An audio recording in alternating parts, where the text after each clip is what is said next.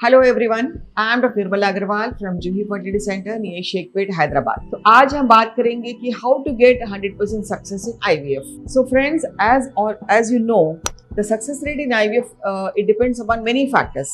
But then what are the लेकिन ऐसा हम क्या कर सकते हैं ताकि उसका सक्सेस हमको ज़्यादा से ज़्यादा मिले। So I share some tips with you. First most important है कि हेल्दी डाइट। तो जब भी आप सोचते हैं कि भाई तो आपको आईवीएफ कराने की ज़रूरत है, कि डॉक्टर ने एडवाइस किया है या आपने कई सारे छोटे ट्रीटमेंट्स ट्राई कर लिए हैं लेकिन सक्सेस नहीं हुआ है और आपने मेंटली डिसाइड किया है कि now we have to go for IVF, तो आपको क्या करना चाहिए ताकि आपका आईवीएफ 100% सक्सेसफुल हो। तो पहला सबसे इम्पॉर्टेंट ये है कि आपको हेल्दी डाइट लेना है। Avoid junk food and then avoid oily food and take a very protein rich healthy food rich in like vegetables, fruits and everything। दूसरा ये, क्योंकि हमें सबसे इम्पोर्टेंट ये है कि हमको बॉडी वेट या बॉडी मास इंडेक्स जो है वो बिलो 25 रखना है। अगर आपका BMI या बॉडी मास इंडेक्स 30 से ज़्यादा होता है तो then success rate is less. तो मोस्ट इम्पॉर्टेंट हमको फर्स्ट ये ध्यान रखना है कि हमको हेल्दी डाइट लेना है, हमको अपना वेट कंट्रोल में रखना है so that the BMI is below 30। And then third, हमको थोड़े लाइफस्टाइल चेंजेस भी करना होता है। जैसे अगर आप स्मोकिंग करते हैं, अगर आप अल्कोहल लेते हैं या एक्सेसिव टी कॉफ़ी लेते हैं, तो we have to avoid all this, क्योंकि इन सब का सारा असर आपके एग क्वालिटी पर होता है। क्योंकि जो एग प्रोड्यूस होता है बॉडी में, it is like any other cell in the body. So जैसे अगर सेल को हमको हेल्दी रखना है तो हमको सारी बॉडी को हेल्दी रखना पड़ता है। So we have to avoid your smoking, alcohol and hookah. Most important is hookah. Nowadays जो यंगस्टर्स हुक्का बहुत ज़्यादा यूज़ करते हैं, इसका भी बहुत बुरा असर होता है एग पर एज वेल एज स्पर्म के ऊपर। And then the fourth what we have to do is we have to take supplements. So what the doctor suggest, there are ऐसे कुछ सप्लीमेंट्स हैं जिनसे कि अपना एग क्वालिटी को हम इम्प्रूव कर सकते हैं। जैसे हमको लेना है vitamin D, calcium and then CoQ which is called egg energiser. So ये सारे सप्लीमेंट्स अगर हम लेते हैं तो about 3 months before IVF we have to start that। And इसके बाद में हमको फिर जब डॉक्टर के पास जब हम जाते हैं तो वो लोग प्री आईवीएफ इन्वेस्टिगेशन करते हैं। That is again very important. So in the pre IVF investigation अगर हमको थायराइड अप एंड डाउन कुछ होता है या प्रोलैक्टिन का लेवल अप एंड डाउन होता है तो we have to correct that. So क्योंकि इन सारी चीज़ों का असर भी अपने को एग की क्वालिटी पर पड़ता है। Only when this is under control we should go for IVF. And then control your diabetes, control your hypertension. And अगर स्कैन में हमको लगता है कि कुछ फाइब्रॉइड है, कुछ एंडोमेट्रियोसिस है, कुछ पॉलीसिस्टिक ओवरीज है, इनसे भी एग की क्वालिटी खराब हो सकती है। तो we have to go for correction. Like laparoscopy we have to do and hysteroscopy में अगर हमको अगर यूट्रस में हमको पॉलिप दिखता है तो we have to remove that. अगर सपोज यूट्रस का लाइनिंग बहुत थिन है तो we have to improve on that.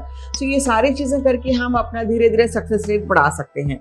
और इसके बाद जो मोस्ट इम्पॉर्टेंट है वो है एज। जैसे कई स्टडीज में ये देखा गया है कि अगर एज आपका बिलो 35 होता है तो we can give you a good success. Patients usually क्या करते हैं, they will try all small treatments and then they will delay their age, और sometimes because of the pressure of the career they delay marriage, they delay child bearing. उससे भी बहुत ज़्यादा फर्क पड़ जाता है। अगर after 35 success rate drops drastically. So हमको ये देखना है कि भाई when your fertility potential is maximum, वो टाइम पर हमको आईवीएफ का प्लान कर लेना चाहिए।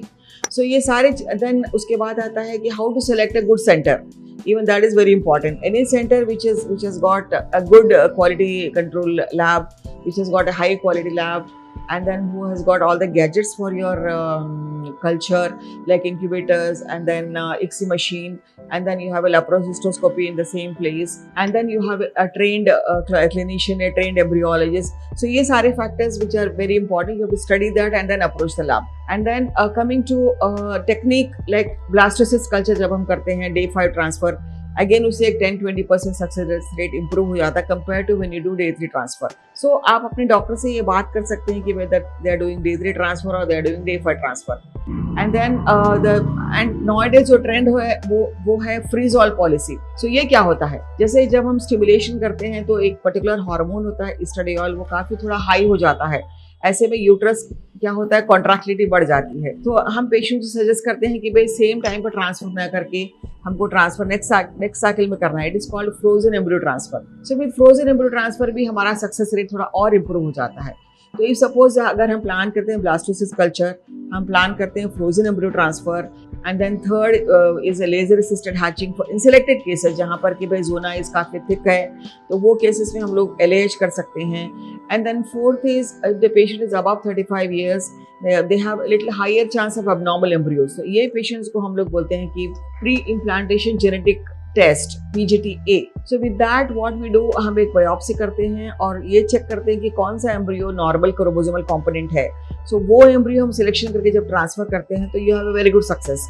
And then the fifth is there are a few more things which can improve the quality, like when we use Pixie dish and then when we use IMSI. IMSI is under high magnification हम जब sperms को analyse करते हैं कि what are the कौन सा sperm है जो बेस्ट स्पर्म है which has got the good head, good shape and then good head composition and all that. So ये जब हम यूज करके इंजेक्ट करते हैं तो we can get good quality embryos. So these are all the techniques. Like most important is injections, good quality injections, the pre-IVF investigation, and then अगर हमको हाइड्रोसाल्पिन्स है, फाइब्रॉइड है, एंडोमेट्रियोसिस है, पॉलीसिस्टिक ओवरीज है, उनका करेक्शन होना चाहिए। अगर आपको कुछ इसके पहले TB का कुछ शिकायत था तो वो ट्रीटमेंट होना चाहिए। And then coming to the culture in the lab, we should do insist for the blastocyst culture and then PGT-A, and then there is something called ERA, that is endometrial receptivity array, जिसमें हम check करते हैं कि patient का fertile window कब उसका fertile window open होता है, and accordingly we transfer the embryos. And then there is a latest technique called embryoscopy, which is not available at every lab. So herein we just check how the embryo is dividing every time and then how it is developing on time or not.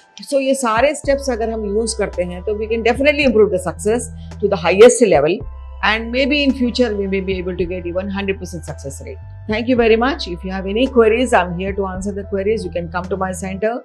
And please like कीजिए if you think the information is good, or if you are happy with information, like button दबाइए and subscribe our channel. Thank you.